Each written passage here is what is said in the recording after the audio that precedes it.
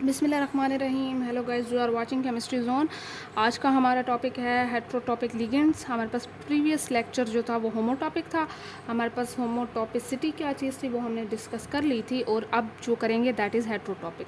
जो आप होमोटॉपिक और हेट्रोटॉपिक में सबसे बड़ा डिफरेंस है वो ये चीज़ है कि आप वहाँ पर अगर एक आयरल सेंटर था तो वो कन्वर्जन के बाद भी एक आयरल आ रहा था। आप किसी चीज़ के साथ भी रिएक्ट करवा लेते, उसकी सब्सटीट्यूशन, एडिशन, रोटेशन कुछ भी करवा लेते, वो आपके पास एक आयरल आ रहा था, क्योंकि वो सेम चीज़ आपको दोबारा मिल रही थी। आप चाहे जो भी रिप्लेसमेंट जितनी भी करवा लेते आपको सेम चीज़ मिल रही थी, जैसे रिएक्टेंट वैसे प्रोडक्ट। ठीक है, यहाँ पे हेट्रोट्रॉपिक में आपके पास यही चीज़ आएगी कि अगर आपके पास एक कायरल सेंटर है तो वो हो सकता है कायरल में कन्वर्ट हो जाए, उसकी कॉन्फ़िगरेशन चेंज हो जाए, और साथ में उसका जो है कायरलिटी भी चेंज हो जाए। तो ये चीज़ें हम देखते हैं सिंपल में। मेरे पास यहाँ पे थ्योरेटिकली भी अगर किसी को नोट्स वगैरह की ज़रूरत है तो वो भी है, लेकिन यहाँ पे सिर्फ हम कॉन्सेप्ट समझ रहे हैं कि आपके पास हेट्रोटॉपिक लिगेंड्स कौन से हैं। पहले लिगेंड्स पढ़ेंगे, फिर आपके पास हेट्रोटॉपिसिटी पढ़ेंगे, फिर आपके पास क्या चीज़ है उसके क्राइटेरिया वगैरह पढ़ के फिर उसका फेस पढ़ेंगे।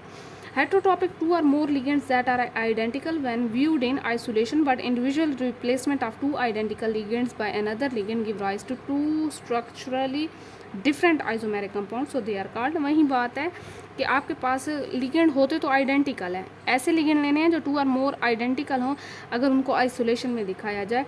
लेकिन जब आप उनकी रिप्लेसमेंट करो या उनकी सब्सटीट्यूशन करो, एडिशन करो, आपके पास जो आने वाले स्ट्रक्चर हों वो डिफरेंट हो। ठीक है, वो एक दूसरे से डिफरेंट हो, तो हम इन्हें कहते हैं कि ये हमारे पास हेट्रोटॉपिक है। अब यहाँ पे मैंने ये चीज़ दिखाई है, यहाँ पे आपको ये चीज़ क्लियर नहीं होगी, अगले पेज पे ये दोबारा मैंने बनाई है, ये देखें। यहाँ पे आपके पास हेट्रोटॉपिक लिगेंड आपके पास आ रहा है। इसमें हमारे पास अगर कंडक्टिविटी जो है उसकी बेस पे देखते हैं तो मेरे पास एक की तरफ नो आ रहा है, की तरफ ये एस आ रहा है। हाँ, इसकी सेम कंडक्टिविटी नहीं होगी, हमारे पास वो आते हैं कॉन्स्टिट्यूशनली हेट्रोटॉपिक जो होते हैं। लेकिन अगर मैं कहूँ कि जिनकी सेम है वो हमारे पास स्टीरियोकेमिकली हेट्रोटॉपिक होते हैं, जिनमें दो मज़ीद टाइप्स हैं, एनेंशियोमर्स जो एनेंशियोटॉपिक होते हैं, और डायस्टीरियमर जिन्हें हम डायस्टीरियोटॉपिक कहते हैं। ठीक है, यहाँ पे देखिए कि आप लोग के पास पहले हम ये चीज़ डिस्कस कर लेते हैं, फिर इन दोनों चीज़ों को करेंगे कि two are constitutionally heterotopic ligands हैं कौन से।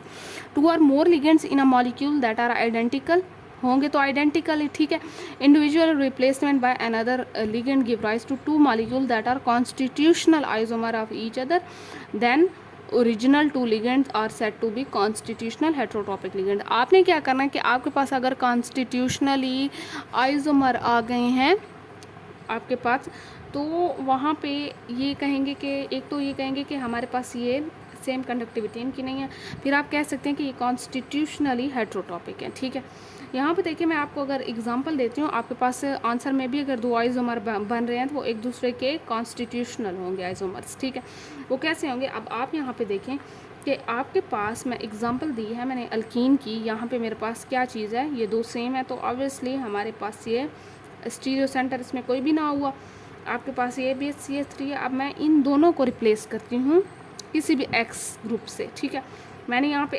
X ग्रुप से रिप्लेस कर लिया है। आपके पास यहाँ पे देखें मैंने यहाँ पे X लगा लिया, आप दूसरे को भी रिप्लेस कर लिया, यहाँ पे X लगा लिया। ठीक है, आपके पास ये अगर मैं यहाँ इसकी वो देखो रोटेशन वगैरह देखो तो मेरे पास ये ऐसे जाएगा। ठीक है, प्रायोरिटी ऐसे देंगे कि आपके पास यहाँ 1 देंगे, ये 2 आएगा और ये 3 आ जाएगा। ठीक है, अब यहाँ पे देखें कि ये भी ऐसे आएगा, तो ये हमारे पास क्या हो गए हैं, कॉन्स्टिट्यूशनल आइसोमर्स हो गए हैं। ये हमारे पास क्लॉकवाइज आ गया, ये भी क्लॉकवाइज है। ठीक है, यहाँ पे देखिए मैं अगर दूसरी एग्जांपल आपको दिखाती हूँ तो मेरे पास ये 2 H हैं, इनको मैंने क्या करना है यहाँ, अच्छा ये चीज़ है कि ये सिस आ गए हैं, इनकी एक ही साइड पे आ गए हैं, तो ये दोनों मैंने F से रिप्लेस कर दिए हैं। मेरे पास ये क्या चीज़ आ गई हैं, कॉन्स्टिट्यूशनल हेट्रोटॉपिक। यहाँ पे हमने कॉन्स्टिट्यूशनली जो लेक्चर था उसमें हमने नहीं देखा, हमने सिर्फ एनेंशियोमर, डायस्टीरियोटॉपिक, होमोटॉपिक ये चीज़ें देखी हैं, लेकिन ये थोड़ा सा बताना आपको ज़रूरी समझा। ठीक है, यहाँ आगे जो अब मेन हमारा टॉपिक है वो है स्टीरियोकेमिकल हेट्रोटॉपिक। अब स्टीरियोकेमिकली हेट्रोटॉपिक कौन से हैं, जिनमें दो टाइप्स आ रही हैं, दैट इज़ एनेंशियोटॉपिक और डायस्टीरियोटॉपिक। अब ये मेन टॉपिक है कि two or more ligands in a molecule that are identical, individual replacement by another ligand give rise to molecule that are enantiomer, superimposable mirror image of other than the original two ligands are set to be. मैं आपको ये इतनी ज़्यादा theory या चीज़ें बताने के बजाय सिंपल अगर बताऊं कि आपके पास एनेंशियो टॉपिक तब आएगा कि जब आप कोई भी चीज़ रिप्लेस करवा रहे हैं, कोई भी ग्रुप रिप्लेस करवा रहे हैं और उसकी रिज़ल्ट में आपके पास 2 एनेंशियोमर बन जाए, ठीक है। ये होंगे एनेंशियो टॉपिक। एक इनका फेस कौन सा होगा? एनेंशियो टॉपिक। और बनेंगे क्या? एनेंशियोमर्स बनेंगे। अब एनेंशियोमर की हमारे पास क्वालिटीज़ ये हैं कि वो हमारे पास सुपर इम्पोजेबल मिरर इमेज बनाते हैं। वो मैंने आपको ऑलरेडी बताई थी कि आपके पास ये देखें, ये वाली कंडीशंस हमने देखनी है, ठीक है। ये वाली कंडीशंस हमने देखनी है, डायस्टीरियोटॉपिक एंड एनिसोटॉपिक, ठीक है। ये वाली चीज़ें और मीज़ो कंपाउंड की। चलें मीज़ो को तो छोड़ें फिलहाल, हम ये चीज़ें पढ़ रहे हैं तो मिरर इमेज होने चाहिए ना। आप डायस्टीरियोटॉपिक वो वाले होंगे कि आप कोई भी कंपाउंड ले रहे हैं, कोई भी लिगेंड ले रहे हैं या कुछ भी ले रहे हैं, उसकी रिप्लेसमेंट करा रहे हैं और उसका जो आंसर आ रहा है, 2 प्रोडक्ट जो बन रहे हैं वो एक दूसरे के नॉन मिरर इमेज हैं, वो एक दूसरे के नॉन सुपर इम्पोजेबल हैं, दैट इज़ डायस्टीरियोटॉपिक। उनका फेस क्या होगा? डायस्टीरियोटॉपिक होगा, ठीक है। सॉरी, डायस्टीरियोमर्स बनेंगे और डायस्टीरियोटॉपिक उनका फेज होगा। अब यहाँ तक इतनी बात क्लियर हो गई है। तो ये आपके पास ये सारी चीज़ें मैं लिखी हैं। अब देखिए कि आपके पास एनेंशियोटॉपिक लिगेंड्स कौन से हैं। हम पहले लिगेंड्स को डिस्कस करते हैं, फिर जाकर उनके फेजेस को, उनके क्राइटेरिया वगैरह को, ठीक है। अब मैं देखती हूँ कि इसमें एनेंशियोटॉपिक में हमारे पास 2 क्राइटेरिया आ जाते हैं। लिगेंड्स वही हैं जो एनेंशियोमर से लगे हों। मीन्स कि हमारे पास एक होता है सब्सटीट्यूशनल या सब्सटीट्यूशन एडिशन क्राइटेरिया, दूसरा होता है रोटेशन का, सिमेट्री भी आप कह सकते हैं, ठीक है। अब सब्सटीट्यूशन में देखें, एडिशन में देखें, क्राइटेरिया में कि इसमें हमारे पास क्या है। आपने कोई मॉलिक्यूल लेना है, ठीक है। उसका अगर मैंने ये HA ले लिया, ये HB ले लिया, अब मैंने इनकी रिप्लेसमेंट करवानी है।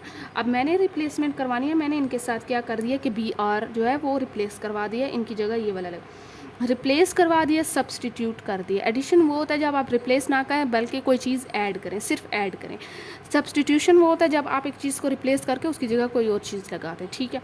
अब मैंने यहाँ पे सब्सटीट्यूशन करवा दिया अकॉर्डिंग टू, अब मेरा जो मॉलिक्यूल बना है, आप ये देखें ये क्या था, ये एक कायरल था क्योंकि इसके पास ये 2 सेम चीज़ें आ रही थी, या एसिमेट्रिक भी आप कह सकते हैं, एक कायरल हो गया। अब ये वाला जो आ रहा है ये मेरे पास क्या चीज़ है, ये कायरल आ रहा है, 4 डिफरेंट ग्रुप लग गए हैं, ठीक है। यहाँ पे देखें कि आपके पास मैं प्रायोरिटी जो ग्रुप की होती है मेरे पास, वो पहले BR को हेलोजन को जाएगी, फिर ये COOH, फिर हम मेरे पास इसको जाएगी, फिर इसको। लेकिन आपके पास रोटेशन कैसे होगी कि 1 2 ऐसे होके जाएगी, ठीक है। अब मेरे पास ऑब्वियसली जब ये क्लॉकवाइज गई है तो S कॉन्फ़िगरेशन आ जाएगी, ठीक है। और मेरे पास HB है जो दोबारा मैंने इसको रिप्लेस करवाया है, तो ये भी एक कायरल सेंटर हो गया। ये एक कायरल था और कायरल बन गया, ठीक है। ये क्या चीज़ बन गया? ये कायरल बन गया। तो ऑब्वियसली हेट्रोट्रॉपिक तो हो गए हैं कि हमारे पास एक कायरल से कायरल चीज़ बनी। लेकिन हमारे पास जो चीज़ हमें ये समझ नहीं आ रही कि इधर इट इज़ एनेंशियोटॉपिक और डायस्टीरियोटॉपिक। तो हमने वही कंडीशंस देखनी है कि इनके 2 प्रोडक्ट जो बन रहे हैं रिप्लेसमेंट के बाद, क्या वो एक दूसरे के सुपर इम्पोजेबल हैं, वो एक दूसरे की मिरर इमेज हैं, नहीं है, तो उसकी बेस पे हम कहेंगे ये एनेंशियोमर है। ऑब्वियसली एनेंशियोमर अगर आ भी गया तो हम कहेंगे कि इसका फेज एनेंशियोटॉपिक हो गया, सिंपल सी बात है। मैं आपको एक और चीज़ समझाती हूँ। चलें, आपको कॉन्फ़िगरेशन की समझ नहीं भी आ रही, RS की समझ नहीं भी आ रही, तो आपके पास एक और चीज़ भी है। यहाँ पे देखें कि मैं जो प्रायोरिटी है हमारे पास वो ऐसे जाएगी, ठीक है। तो ये हो गया क्लॉकवाइज, ये हो गया एंटी क्लॉकवाइज, ये मेरे पास क्या चीज़ आ गई, ये ऐसा आ गया, ये आर आ गया। तो मैंने कहा है कि हमारे पास ये एनेंशियोमर्स हैं, तो ऑब्वियसली हमारे पास एनेंशियोटॉपिक लिगेंड्स है, ठीक है। लेकिन अगर आप देखें कि आप इस मॉलिक्यूल के आगे ये वाला मॉलिक्यूल उठा के यहाँ पे रख दें तो मेरे पास क्या चीज़ होगी। अगर मैं रख भी देती हूँ ये COOH, आपके पास ये CH3, ये हो गया BR and this is H। अब आपके पास ये क्या चीज़ बन रही है, क्या ये मिरर इमेज बन रही है? ऑब्वियसली बन रही हैं। ये H है, ये इसके सामने H आ गया, तो आप लिख सकते हैं कि पहले तो ये मिरर इमेज एक बन गया इसका, ठीक है। दूसरा क्या, ये सुपर इम्पोजेबल है। आप इस मॉलिक्यूल को उठा के इस मॉलिक्यूल के ऊपर रखें तो क्या ये फिट आएगा? नहीं आएगा। तो हम कह सकते हैं कि मिरर इमेज है लेकिन नॉन सुपर इम्पोजेबल है। अब मिरर इमेज है लेकिन नॉन सुपर इम्पोजेबल है, मिरर इमेज है लेकिन नॉन सुपर इम्पोजेबल है, तो ये किसकी कंडीशंस थी? एनेंशियोमर की। तो आप कह सकते हैं that is enantiomer and the face of this is enantiotopic. बड़ी सिंपल बात है। RS को छोड़ें, आप क्या प्रायोरिटी देते बैठेंगे, आपको वो फिर दोबारा से समझाना पड़ेगा कि अच्छा इसकी प्रायोरिटी ये है, तो वो एक अलग टॉपिक चला जाएगा। RS कॉन्फ़िगरेशन का भी बहुत सारे बच्चों को आई होप सो पता भी नहीं होगा, ठीक है। तो ये था सिंपल में आपने कंडीशंस अप्लाई करें और साथ में लिखना भी है। अकॉर्डिंग टू लेक्चर हमने ऐसे ही पढ़ा है। ठीक है। अब देखें कि आपके पास यहाँ पे आ गया है, दूसरी एग्जांपल आ गई है कि आपके पास मैंने जो है एल्कीन का एक वो दे दिया। अच्छा, यहाँ पे मैंने सिंपल कोई आपके पास डैश लाइन और सॉलिड लाइन वगैरह कुछ भी ऐसे शो नहीं किया था, डायरेक्ट किया था। आप यहाँ पे अगर ऐसी आ जाएं कि फ्रंट और आपके पास जो बैक साइड हो गई है, तो ये होती है, ये हमारे पास फ्रंट साइड है, ये बैक साइड है, मीन्स कि आप ये आउट ऑफ द प्लेन, ये इन द प्लेन, ये वाली चीज़ें आ गई हैं। ठीक है। अब आप देखें कि आपके पास यहाँ पे जो मेरे पास एग्जांपल है, मैंने यहाँ पे एक HA को रिप्लेस करना है और एक HB को रिप्लेस करना है। अब HA को भी मैंने Cl से रिप्लेस करना है और HB को भी Cl क्लोरीन से करना है। मेरे पास क्या आ गया कि मैंने जब इससे रिप्लेस किया है तो ऑब्वियसली मेरे पास HA की जगह ये आ गया। ठीक है। अकॉर्डिंग टू RS कॉन्फ़िगरेशन मेरे पास ये क्लॉकवाइज जा रही थी, मैंने प्रायोरिटी की बेस पे नंबरिंग कर दी है, तो ऐसा आ गया है। और मेरे पास ये जो है यहाँ पे ये वाला एक मिनट, अच्छा यहाँ पे एक चीज़ आपके पास वो हो गई है, HB करना है ना, तो HB आपके पास ये Cl आएगा। ठीक है ना, ये ऐसे आ जाएगा। तो आपके पास यहाँ पे क्या चीज़ आ गई है, दूसरा प्रोडक्ट आ गया, दैट इज़ एंटी क्लॉकवाइज, यहाँ R आ गया है। अच्छा, ये क्लॉकवाइज है, लेकिन जो क्लॉकवाइज है वो फिर कन्वर्ट हो जाएगा आपके पास R में। ठीक है। या आप इस चीज़ को छोड़ दें तो आप ऐसे करें कि इसको इसके सामने बस रखा हुआ है। ठीक है। अब देखें कि आपके पास क्या ये मिरर इमेज है, क्या ये मिरर इमेज है, क्या ये सुपर इम्पोजिबल हैं, आप बता सकते हैं। तो आपके पास ऑब्वियसली मिरर इमेज है लेकिन नॉन सुपर इम्पोजिबल है। आप इस चीज़ को इसके ऊपर उठा के रखिए, फिट आएगी नहीं आएगी। तो ऑब्वियसली जब ये फिट नहीं आ रही तो आपके पास ये क्या चीज़ हुई है, एनेंशियोमर्स हुए हैं और ये एनेंशियोटॉपिक हो गए हैं। तो ठीक है, अब ये आपके पास क्या चीज़ होगी, एनेंशियोटॉपिक होगी। अब दूसरा अगर मैं एग्जांपल आपको दिखाऊं तो दूसरी एग्जांपल हमारे पास यही है कि आपने उससे एच जो है वो डी से मीन्स के उसके आइसोटोप से रिप्लेस करना है। यहाँ पे देखें, अच्छा यहाँ पे आपको मैं एक चीज़ दिखा दूँ, यहाँ पे आपने एक चीज़ का ध्यान रखना है। ठीक है, ये वाली फ्रंट का और ये बैक का।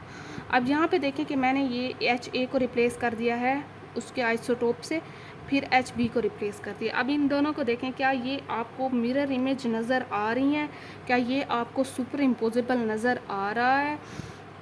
तो ये आप देख सकते हैं, हाँ बिल्कुल, ये हमारे पास नॉन सुपर इम्पोजिबल, तो मिरर इमेज HA और HB हमारे पास एनेंशियोटॉपिक लिगेंड्स हो जाएंगे। ठीक है, हम कह सकते हैं कि ये एनेंशियोमर्स हैं। तो ये बड़ी सिंपल सी बात है, आप ये इसको ऐसे करके, हाँ अगर आप कॉन्फ़िगरेशन के हिसाब से देखना चाहते हैं तो आप R और S के हिसाब से भी देख सकते हैं, तब आपको पता चल जाएगा। अगर R S आ गया तो एनेंशियोमर हैं, एनेंशियोटॉपिक आ जाएगा। ठीक है। अब आगे देखें कि एनेंशियोटॉपिक फेज़ आपके पास कौन सा है। अब अगर मैं एनेंशियोटॉपिक फेज़ को देखती हूँ तो आपके पास वही बात है कि जो एनेंशियोमर है उनका जो फेज़ आएगा वो एनेंशियोटॉपिक आएगा। यहाँ पे देखें कि टॉप फेस है, ये बॉटम फेस है। ऑब्वियसली अगर मैंने इसे इस रिएजेंट के थ्रू रिप्लेस करवाया है तो मेरे पास क्या आ जाएगा, ये नॉन कायरल था, दो बॉन्ड एक ही ऑक्सीजन को लग रहे हैं, तो ऑब्वियसली आप कह सकते हैं कि एक कायरल है, नॉन सिमेट्रिक एसिमेट्रिक कह सकते हैं। आपके पास जो ये चीज़ कन्वर्ट हो गई है, ये कायरल सेंटर में 4 डिफरेंट ग्रुप के साथ ये कन्वर्ट हो गई है। ठीक है। यहाँ पे देखें कि मेरे पास ये 2 प्रोडक्ट बने हैं, एक R में बना है, एक S में बना है। अगर इन दोनों को एक दूसरे के सामने उठा के अगर आप लोग रख भी दें, यहाँ पे जगह नहीं है, तो आप इसे उठा के रख दें तो आपके पास ये क्या चीज़ हो जाएगी, मिरर इमेज बन जाएगी। ठीक है। तो ये हमारे पास क्या चीज़ हो जाएगी, ये हो जाएगा addition reaction from either phase leads to formation of enantiomers, hence 2 phases are enantiotopic. Obviously आपके पास अगर R और S कॉन्फ़िगरेशन आ गए तो वो भी आपके पास एनेंशियोटॉपिक है। अगर आपके पास यहाँ पे, अच्छा यहाँ पे कुछ बच्चे ये भी कहेंगे कि आपके पास ये सुपर इम्पोजिबल आ रहा है, अगर मैं इसे उठा के यहाँ रखूँ तो देखिए मेरी बात सुने, अगर आप यहाँ पे उठा के रख भी देंगे तो क्या उनके ये वाली चीज़ जो है, क्या आप यहाँ पे एक और गलती भी हो गई है, एक और चीज़ की गलती हो गई है, अगर किसी ने नोट की हो, अगर किसी ने नोट की हो तो हमारे पास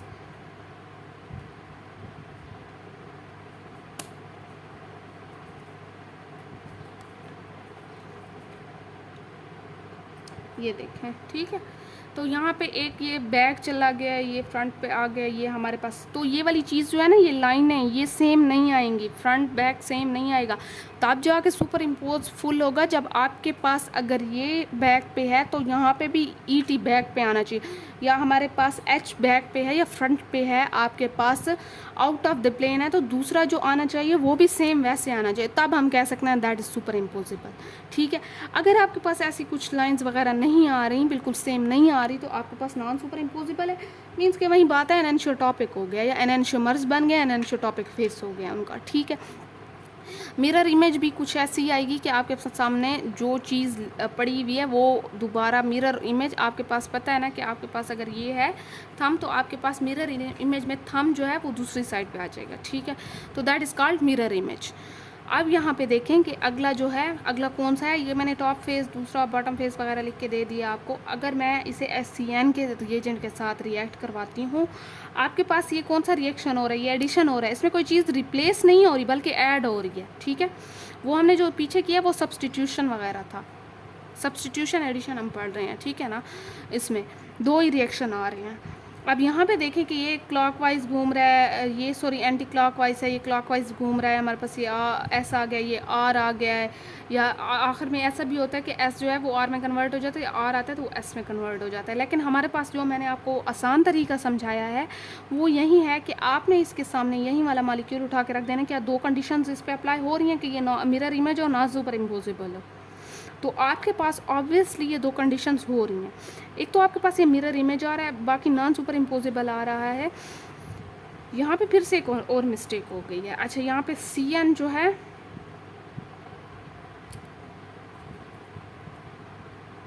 ये देखें, ये ठीक है। तो आपके पास जो है ये चीज़ें, क्या चीज़ रिएक्ट हो रही है, आपके पास ये एनएनशियोमर्स बन गया, एनएनशियो टॉपिक बन गया, दीज आर सुपर इम्पोजिबल और non sorry mirror images are non superimposable, ठीक है। तो ये दो कंडीशंस आ गई हैं। क्यों आ गई हैं? क्योंकि यहाँ H था, यहाँ CN आ गया, नॉन सुपर इम्पोजिबल है, ठीक है ना। यहाँ पे बाकी तो ठीक है, लेकिन ये दो चीज़ें हैं ना, तो ये फिट नहीं आएंगी, तो हम कह सकते हैं कि these are non superimposable. और अगर आप इसे एक दूसरे के सामने भी रख लें तो ये मिरर इमेज जो है वो क्रिएट करेंगे, ठीक है। अच्छा, अब देखें, addition reaction from either phase leads to formation of enantiomers. अगर आपको एनएनशियोमर्स का पता भी हो कि वो एनएनशियोमर्स कैसे बनते हैं, हमने पीछे भी ये चीज़ पढ़ी थी। मिरर इमेज होता है, नॉन सुपर इम्पोजिबल होता है। एटलीस्ट अगर एक कंडीशन भी आ गई है ना, फिट आ गया है, तब भी आप कह सकते हैं कि आपके पास ये एनएनशियोमर है, ठीक है, एनएनशियो टॉपिक है। Molecule having stereoheterotopic ligand enantiotopic exhibit, ये हमारे पास कौन सा है, प्रोकाइरलिटी आप कह सकते हैं, या पोस्टर आइसोमेरिज्म भी कैसे है, प्रो स्टीरियो आइसोमेरिज्म, ठीक है। क्या चीज़ होगी? प्रोस्टीरियो आइसोमेरिज्म। अगर आप इसे जल्दी में पढ़ेंगे तो प्रोस्टीरियो आइसोमर, पोस्टीरियो आइसोमर्स बनेगा, ठीक है ना। या यहाँ पे देखें कि आपके पास प्रोकाइरलिटी क्या चीज़ है, कि आपके पास जो प्रोकाइरल मॉलिक्यूल और दोज विच आर एक कायरल। अच्छा, जो आपके पास एक कायरल कार्बन थे वो कायरल में कन्वर्ट हो रहे हैं, तो इसी प्रोसेस को हम कहते हैं दैट इज़ प्रोकाइरलिटी, ठीक है। अब यहाँ पे आपके पास जो हमारे पास प्रोकाइरलिटी है वो may be result in the substitution. हमने जो रिएक्शन किया था जिसमें sp3 हमारे पास कार्बन सब्स्टिट्यूएंट जो यूजुअली हाइड्रोजन होते हैं विद अदर सब्स्टिट्यूएंट हमारे पास रिप्लेस हो रहे थे और कायरल कार्बन बन रहा था, ठीक है। तो आप यहाँ पे भी देख सकते हैं कि ये हमारे पास एक कायरल कार्बन है, एक कायरल में कन्वर्ट हो रहा है, सिंपल बात है। ये मैंने एग्जांपल थोड़ी मुश्किल लिखी है, लेकिन आप पीछे वाली एग्जांपल कोई भी यूज़ कर सकते हैं इसमें, ठीक है ना। अब आपके पास यहाँ पे दो सेम चीज़ें थी, अब यहाँ पे सारे डिफरेंट ग्रुप लग गए हैं। आगे देखें कि आपके पास यहाँ पे कायरलिटी, ये दूसरी एग्जांपल इसकी वो सब्स्टिट्यूशन की थी, ये एडिशन की लिखी हुई है, ठीक है। तो भी आपके पास डिफरेंट ग्रुप आने की वजह से कायरल बन गए, एक कायरल से कायरल बन गए। अब सिमेट्रिक या सिमेट्रिक क्राइटेरिया में देखें तो आपके पास एनेंशियोटॉपिक लिगेंड्स कौन से होते हैं। हमने पहले एडिशन और इस रिएक्शन से देखा है ना, सब्स्टिट्यूशन से। अब सिमेट्री की अगर बेस पे देखें, हमने कहा था कि अगर आपके पास सिमेट्री कोई आ जाती है, हमने पीछे तो ये कहा था होमोटॉपिक में कि आपके पास रोटेट करो 180 पे, ठीक है। 180 पे रोटेट करवाते हो तो यहाँ पे हम देखेंगे प्लेन ऑफ सिमेट्री, कोई भी सिमेट्री से चेक कर सकते हो। वहाँ पे हमने 180 से रोटेट करवाया था यहाँ पे हमने प्लेन ऑफ सिमेट्री देख रहे हैं, ठीक है। अब आप देखिए कि two homomorphic ligand are enantiotopic if they interchange through plane of symmetry of centre of inversion, ठीक है, एस एन एक्सिस। यहाँ पे देखें प्लेन ऑफ सिमेट्री हो रही है, कट हो रहा है इक्वल, उसमें मिरर इमेज भी आ रही हैं और बिल्कुल आइडेंटिकल आ रही हैं, तो हम कहते हैं कि this is plane of symmetry, इसमें मौजूद है या प्रेजेंट है। अब यहाँ पे एक मैंने मॉलिक्यूल लिया है जिसको मैंने रिप्लेस करवाया है कि आपके पास जो है क्या चीज़ है कि यहाँ पे, अच्छा यहाँ पे ऐसा है कि HA और HB, यहाँ पे मैंने HP नहीं लिखा, ठीक है ना। अब मैंने इसको रोटेट करवाया है, तो मेरे पास रोटेट करने के बाद एक चीज़ ये आ गई है। अब मैंने इसको मिरर इमेज इसकी बनाई है, तो मेरे पास ये चीज़ आ गई है। तो आपके पास क्या ये सुपर इम्पोज होगा? नहीं होगा ना। ये आपके पास मिरर इमेज है, ऑब्वियसली है, ठीक है। तो ये मेरे पास एनेंशियोटॉपिक आ गए हैं, या एनेंशियोमर्स बन गए हैं जिनका फेज़ एनेंशियोटॉपिक है, ठीक है। अब इनका फेज़ की तरफ चलते हैं, तो मैं यहाँ पे आपको दूसरी एग्जांपल दे देती हूँ कि मेरे पास रोटेट करवाया है। अगर मैंने ये वाला मेरा टॉप फेस बॉटम फेस मैंने एक एग्जांपल ले ली है, ठीक है। अब मैंने इसे रोटेट करवाया है, रोटेट करवाने के बाद ये वाली चीज़ यहाँ पे आ गई, ये वाली चीज़ यहाँ पे आ गई है, ठीक है। Structure is not same upon rotation, hence mirror plane exist. अगर आपके पास स्ट्रक्चर सेम दोबारा नहीं आ रहा, तो आप कह सकते हैं कि इसका जो मिरर प्लेन है, इसकी सिमेट्री है, वो एग्जिस्ट कर रही है, ठीक है। अगर आपके पास लेट सपोज ये चीज़ टॉप में है, ये बॉटम है, और ये एक मॉलिक्यूलर प्लेन में आ रही है, तो आपके पास ये एग्जिस्ट कर रही है, ठीक है। समझ आ गई है। अब लेट सपोज मैं आपसे ये कहूँ कि आपके पास अगर ये H जो है ये फ्रंट पे आ रहा है, ये बैक पे आ रहा है, मैंने इसे दोबारा रोटेट करवाया तो ये बैक पे चला गया, ये फ्रंट पे आ गया। तो ऑब्वियसली मेरे पास कोई तो प्लेन एग्जिस्ट भी कर रहा है जो सेम ये आ रहे हैं रोटेशन के बाद, मींस के ऐसे सेम आ रहे हैं कि आपके पास प्लेन में आ रहे हैं, लेकिन इनकी अपनी जो पोजीशंस हैं वो चेंज हो रही हैं। तो हम कह सकते हैं कि अगर मॉलिक्यूलर प्लेन एग्जिस्ट कर भी रहा है इनमें, तो हम कहते हैं कि ये एनेंशियोटॉपिक है, ठीक है। अब आगे एग्जाम्पल को देखें कि आपके पास यहाँ पे NMR स्पेक्ट्रोस्कोपी में जो है ये आपके पास इक्विवेलेंट होते हैं chemical, they will resonate at same chemical shift, ठीक है। आप देखिए कि डायस्टीरियोटॉपिक लिगेंड्स क्या क्या होते हैं। एनेंशियोटॉपिक में आपने बस मिरर इमेज और आपने नॉन सुपर इम्पोजिबल याद रखना था। आप SR कॉन्फ़िगरेशन में अगर ना भी पढ़ें तो आप इस चीज़ को देख के आपको इतना पता चल जाएगा कि ये एनेंशियोमर है, तो एनेंशियोटॉपिक फेज देंगे। अब डायस्टीरियोटॉपिक कौन से होते हैं? जो हमारे पास डायस्टीरियो आइसोमेरिज्म या डायस्टीरियोमर्स बन रहे होते हैं। अब डायस्टीरियोमर्स की भी दो कंडीशन है, वो था कि आपके पास ये मिरर इमेज भी नहीं होंगे और ना सुपर इम्पोजेबल होंगे, ना तो सुपर इम्पोज होंगे, ना ही एक दूसरे की मिरर इमेज बनाएंगे, ठीक है। वहाँ मिरर इमेज बना रहे थे, लेकिन यहाँ मिरर इमेज भी नहीं बनाएंगे। अब यहाँ पे देखें कि आपके पास डायस्टीरियोटॉपिक की डायरेक्ट यहाँ पे आते हैं। एग्जाम्पल, मेरे पास ये दो चीज़ें सेम है, मैंने HA HB इसलिए किया कि मैं इनको रिप्लेस करवाऊँगी। अगर मैंने इनको रिप्लेस करवाया है Cl से, तो मेरे पास एक प्रोडक्ट ये बन गया, एक प्रोडक्ट ये बन गया, ठीक है। यहाँ पे मेरे पास ये ट्रांस बन गया, यहाँ पे मेरे पास ये सिस बन गया। तो आपके पास इन दोनों को एक दूसरे के आगे, इसको उठा के इसके बिल्कुल आगे रख दें, तो आपके पास क्या ये मिरर इमेज होगी? ऑब्वियसली आपके पास मिरर इमेज भी नहीं बनेगी, और अगर आप इसको उठा के इसके ऊपर रखें तो आपके पास सुपर इम्पोज भी नहीं होगी। तो हम कह सकते हैं ये डायस्टीरियोमर है। अगर डायस्टीरियोमर है तो ये डायस्टीरियोटॉपिक है, और इसमें डायस्टीरियो लिगेंड्स कौन से होंगे? जिनको हमने रिप्लेस करवाया HA एंड HB, ठीक है। इनका रिलेशन आप HA और HB का कह सकते हैं कि इनका डायस्टीरियोटॉपिक रिलेशनशिप है। अब दूसरी एग्जांपल देखिए कि मेरे पास ये एग्जांपल है, मेरे पास अगर मैंने HA और HB को रिप्लेस करवाया है, मेरे पास दो ये आ गए हैं, एक सिस में आ गया, एक ट्रांस में आ गया, ठीक है। अब यहाँ पे अच्छा आपने ये भी देखना है कि आपके पास जो कायरल था वो एक कायरल था वो कायरल में हो रहा है, और आपके पास दो कंडीशंस क्या इस पर अप्लाई हो रही हैं। वो दो कंडीशंस कौन सी हैं आपके पास? एक है कि नॉन मिरर इमेज हो, और दूसरा है कि नॉन सुपर इम्पोजिबल है। तो आप इसको उठा के बिल्कुल इसके सामने यहाँ पे रख दें, तो आपके पास मिरर इमेज भी नहीं बनेगा, साथ ही साथ में आपके पास सुपर इम्पोज भी नहीं होगा, ठीक है। किस चीज़ की वजह से? ये देखें, ये चेंज है। तो आप कह सकते हैं दैट इज़ डायस्टीरियोमर्स और डायस्टीरियोटॉपिक्स। ये दो कंडीशंस आपने लगानी है। आप अपनी वो प्रायोरिटी देना छोड़ दें और इस कॉन्फ़िगरेशन को अगर छोड़ दें, तब भी आपको पता चल जाएगा।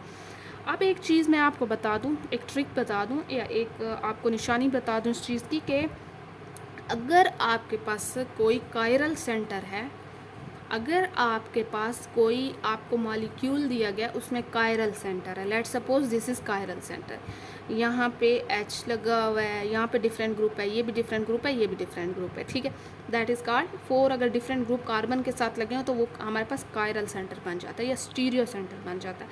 अगर ये हमारे पास स्टीरियो सेंटर है या कायरल सेंटर है, इसी के साथ आपके 2 लगे हुए हैं जिनको आपने रिप्लेस करवाना है H, उन्होंने क्या एक H A कर दिया, एक H B कर दिया, तो आपने ये समझ आना कि ऑटोमेटिकली दैट इज़ डायस्टीरियोटॉपिक या डायस्टीरियोमर बनेंगे, ठीक है। ये एक मैं आपको ऑलरेडी बता रही हूँ कि हमारे पास जितने भी जेमिनल मिथाइल प्रोटॉन होंगे वो अगर आपके पास आप उन्हें सब्सटीट्यूट भी करवाएं, वो हमारे पास क्या चीज़ होंगी, आपके पास डायस्टीरियोमर्स बनेंगे, ठीक है। चलें आप देख भी लेते हैं, अगर आपको पता नहीं चलता कि इसके साथ एक कायरल लगा हुआ है, ठीक है, नहीं भी चल रहा तो आप वहीं कंडीशंस लगा लें। पहले ये देखें आपके पास, तो आप मैंने एग्जांपल लिया, ये कायरल सेंटर है, लेट्स सपोज आपको नहीं पता कि ये कायरल सेंटर है, नहीं पता, निशान नहीं लगा हुआ, उन्होंने नहीं बताया हुआ, आप डायरेक्ट इससे रिप्लेस कराएं, पहले HA को रिप्लेस करवाएं, फिर HB को रिप्लेस करवाएं। मैंने यहाँ इसको आइसोटोप से रिप्लेस करवाया गया है, हाइड्रोजन के आइसोटोप से, तो मेरे पास एक यहाँ पे आ गया, एक यहाँ पे आ गया। अब इनको एक दूसरे के सामने रखें, क्या आपके पास ये मिरर इमेज आ रही है ना, तो ये मिरर इमेज बन रही है दोनों, अगर इसको उठा के रखें ना, ये एक दूसरे के ऊपर फिट सुपर इम्पोज हो रहा है, तो ना सुपर इम्पोजेबल है, मीन्स के नॉन सुपर इम्पोजेबल है, और मिरर इमेज भी नहीं है, दैट इज़ डायस्टीरियोटॉपिक, ठीक है, बड़ी सिंपल सी बात थी।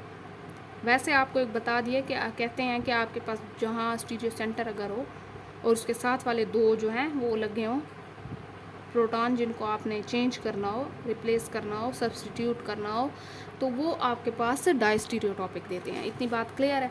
अच्छा, यहाँ पे ये तो आपको क्लियर हो गया। अब देखें कि आपके पास यहाँ पे डायस्टीरियो टॉपिक फेज़ कौन सा होता है, आपने पहले भी इस चीज़ को पढ़ा है कि आपके पास जो डायस्टीरियोमर्स बन रहे हैं उनका जो फेज़ आएगा वो डायस्टीरियो टॉपिक है। अगर यहाँ पे मेरे पास ये एग्जांपल है, इसका फेस है एक अबव दिखते हैं, या आप कह सकते हैं टॉप फेस बॉटम फेस, ठीक है। अगर मेरे पास स्टीरियो सेंटर इसके साथ ये वाला है और ये यहाँ पर एडिशन हो रही है, मैंने HCN की एडिशन करवा दी है, ये आगे एग्जाम्पल प्रैक्टिस में भी दोबारा आएगी। मेरे पास 2 कायरल सेंटर बन गए हैं, ठीक है, मैंने इनको अकॉर्डिंग टू आपके पास कॉन्फ़िगरेशन के हिसाब से बताया, तो मेरे पास डायस्टीरियोटॉपिक फेस बन रहे हैं।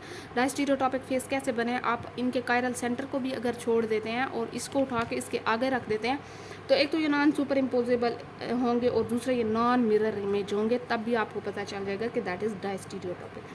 NMR में इसके पास डिफरेंट पीक आते हैं क्योंकि नॉन इक्विवेलेंट प्रोटॉन होते हैं। ये देखें आपके पास डिफरेंट पीक, मल्टीप्लट्स तब आपके पास पीक्स आती हैं जब आपके पास नॉन इक्विवेलेंट हों, तो ये डिफरेंट केमिकल शिफ्ट पे रोटेट कर रहे हैं। ये तो हो गया है आज का हमारा कंप्लीट। आपने एनेंशियोमर देख लिया है, डायस्टीरियोमर देख लिया है, आपने होमोटॉपिक वगैरह देख लिया जो मेन टॉपिक है। आप आएंगे लेक्चर की एग्जांपल्स पे और वो करेंगे अगली वीडियो में डिस्कस, क्योंकि ऑलरेडी वीडियो थोड़ी सी लंबी हो गई है, ठीक है। तो चलें जी, इतना काफ़ी है, अगली वीडियो में मिलते हैं, तब तक के लिए अल्लाह हाफिज़।